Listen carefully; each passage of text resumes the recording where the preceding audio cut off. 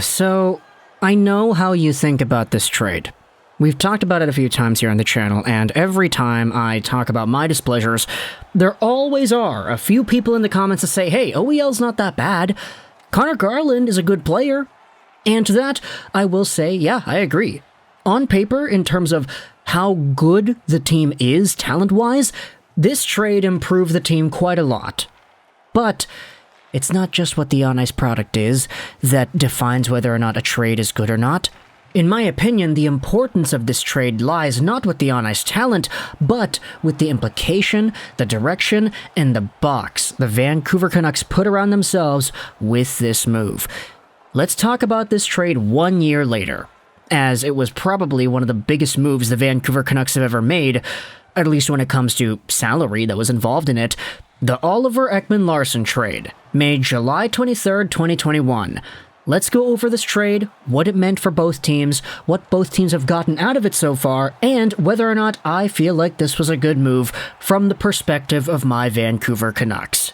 So, the trade went as follows. Vancouver sent over the contracts of 3 aging veterans, Antoine Roussel, Jay Beagle, and Loui Eriksson.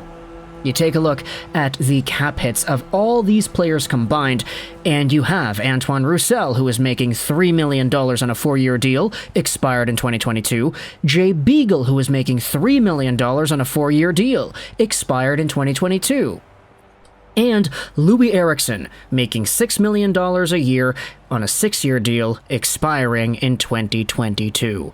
The Vancouver Canucks ended up trading away 1 year's worth of 3 plus 3 plus 6, so a $12 million AAV salary, alongside of a 9th overall pick that was theirs in the 2021 draft, a 2nd in 2022, and a 2023 3rd.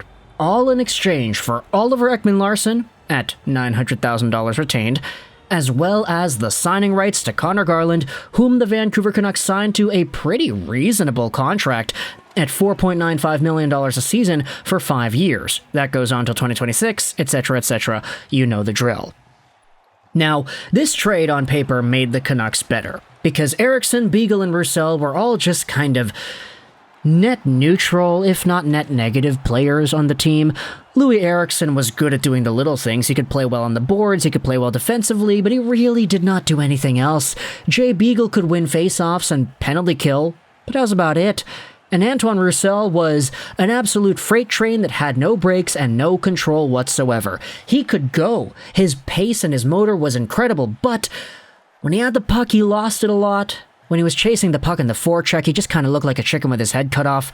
Wasn't really going in the best direction most of the time, and even though the guy was pretty articulate, and he's pretty handsome too, Antoine Roussel just was not a good hockey player for the team after he faced the injuries that he did.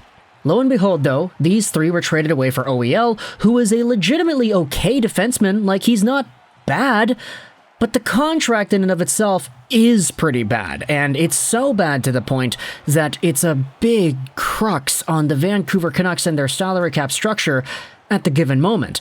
He's making $7.26 million a season against the Vancouver Canucks cap, and he's going to be doing that until 2027. The guy's 31 years old right now, and he just had a season where he put up 29 points in 79 games. He's already on the decline, and the contract goes on till he's going to be 36 years old? Like, bro, that does not sound all too great. There's a reason why everybody was saying that Tyler Myers and OEL were the 2 contracts that the Vancouver Canucks were trying to go out there and trade away on their decor, not because these are bad players, but because the contracts themselves limit the team in what they're going to be able to do as they head into the long-term future. Meanwhile, Conor Garland is a legitimately good player, and I don't want to go out there and discredit anything that the Canucks' very feisty 5'9" player is able to do.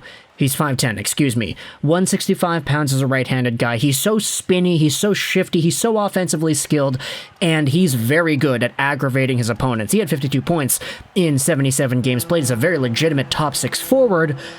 It's just with the speculation saying that Conor Garland himself did not feel all too comfortable in the way that he played in his first season in Vancouver. It begs the question, what other options are out there, and what can the Vancouver Canucks do should they explore a Conor Garland trade, because he's a pretty valuable asset if I do say so myself.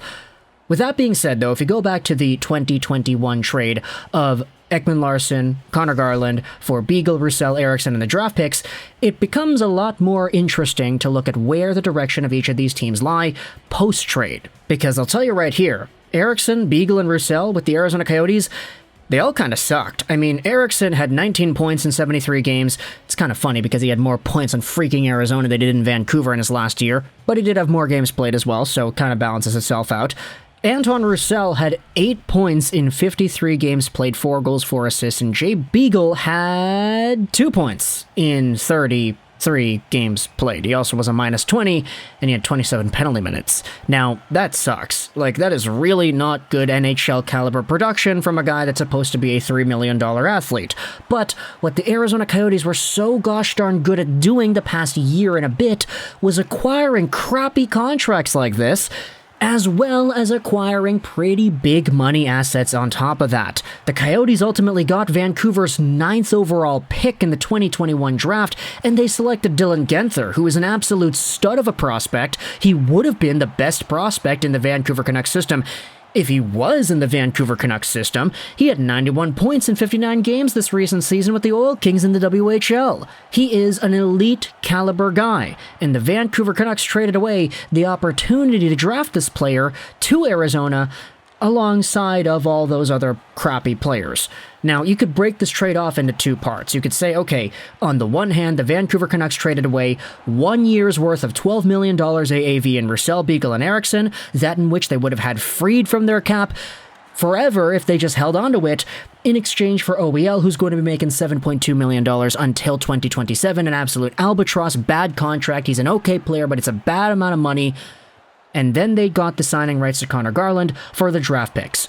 You could go out there and say that for sure, and you could definitely say that if Dylan Guenther becomes the type of player that Conor Garland is right now, you're kind of laughing.